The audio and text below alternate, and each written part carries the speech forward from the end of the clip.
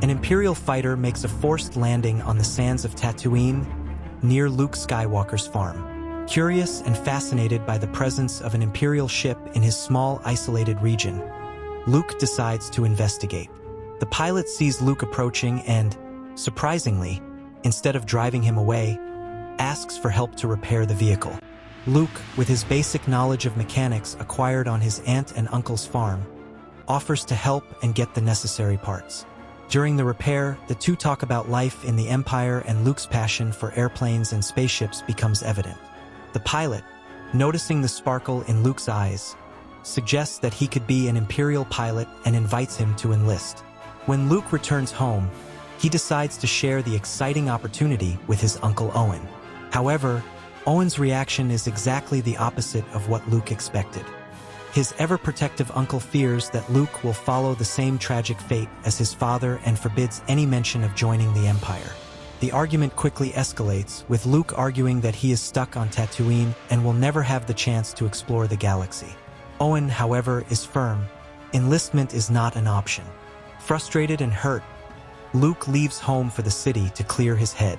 In the center of Tatooine, Luke sees the Imperial pilot he had befriended preparing to leave. Something inside Luke ignites.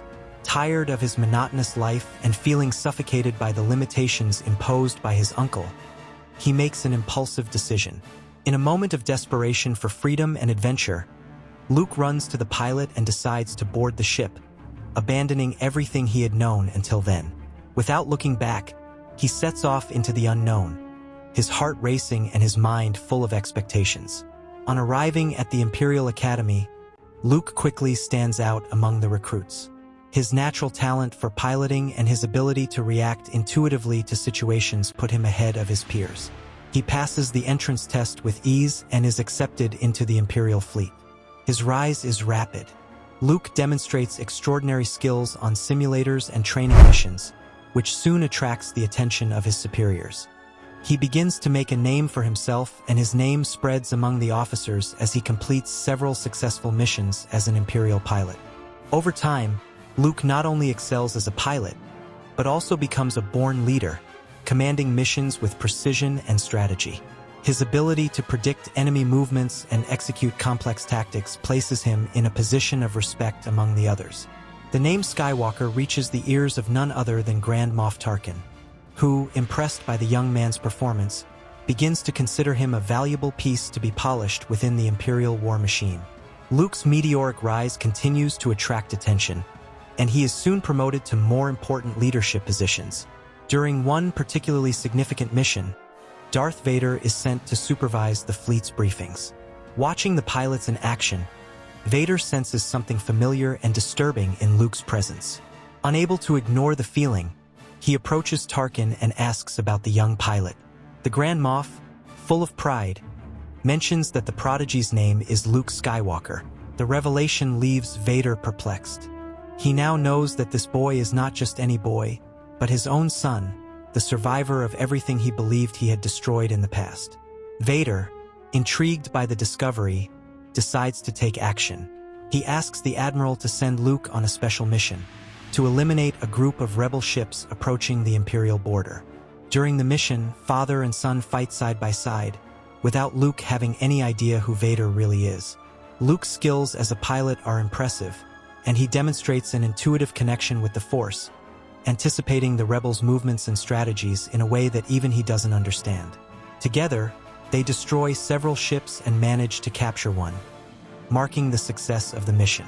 Intrigued by Luke's ability to use the Force unconsciously, Vader begins to observe his son more closely. He notices how Luke can predict attacks and act with almost superhuman precision, something that only those who are in tune with the Force are able to do.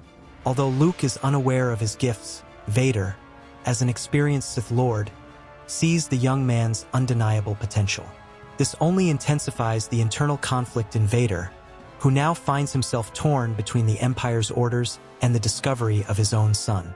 After capturing the rebel ship, Vader gives Luke a new order: interrogate the prisoners and extract any relevant information.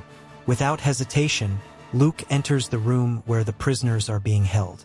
He comes across Leia Organa, accompanied by two droids, R2-D2 and C-3PO.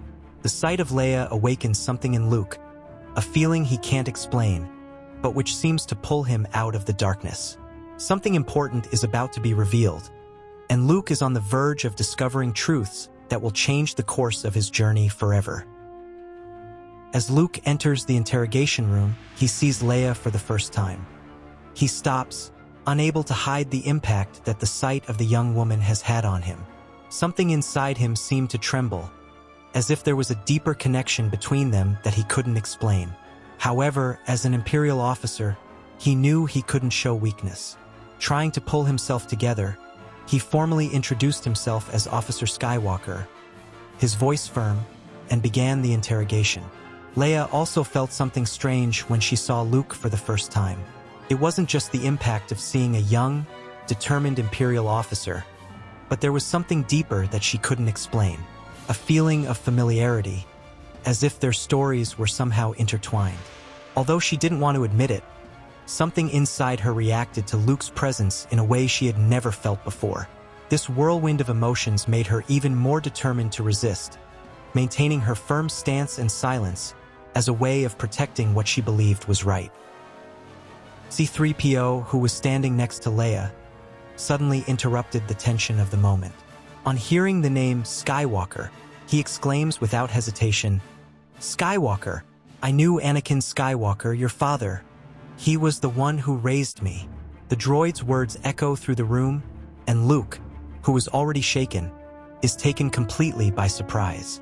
He stares at the golden robot, feeling that his reality was about to crumble. "My father," Luke asks, his voice trembling. "Tell me more about him." And so C-3PO begins to tell Anakin's story. "Your father, Anakin, was a great pilot and mechanic from a very young age," the droid began.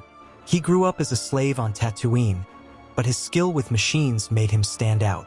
It was on this planet that he met Obi-Wan Kenobi, who took him to be trained as a Jedi." Luke listened intently, hardly believing what he was hearing. The idea that his father had come from Tatooine, just like him, seemed surreal. C-3PO continued, describing Anakin's rise within the Jedi Order and his heroic deeds during the Clone Wars. "Anakin was one of the most powerful Jedi who ever lived," the droid explained. "He was brave and noble, but he also had a dark side that he couldn't always control." Luke began to see his father in a new light, as a tragic hero who had succumbed to forces that were perhaps beyond his control. He wondered if that dark fate awaited him too. Finally, C-3PO reached the most painful part of the story: Anakin's fall to the dark side and his transformation into Darth Vader.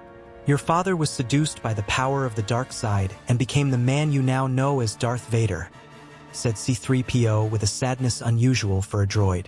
Luke stood in shock, feeling a mixture of anger, sadness, and disbelief.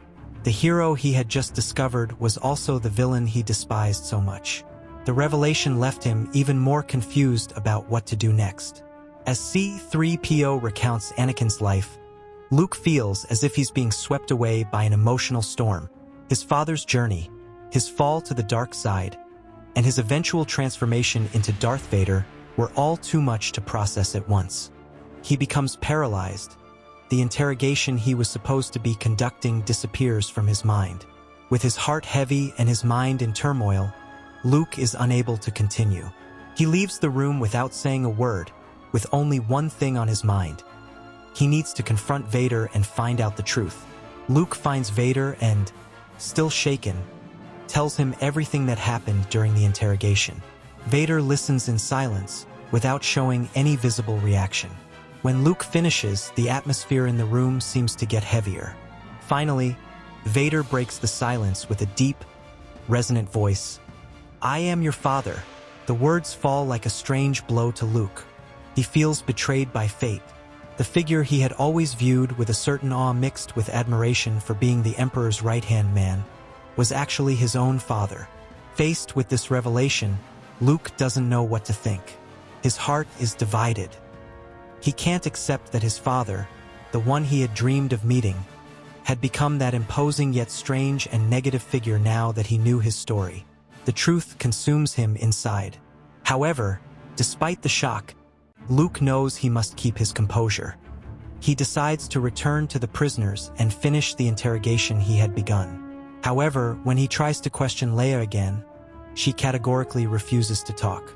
Her eyes, full of determination, reflect a strength that Luke begins to admire. With Leia's resistance, Vader decides to take control of the situation.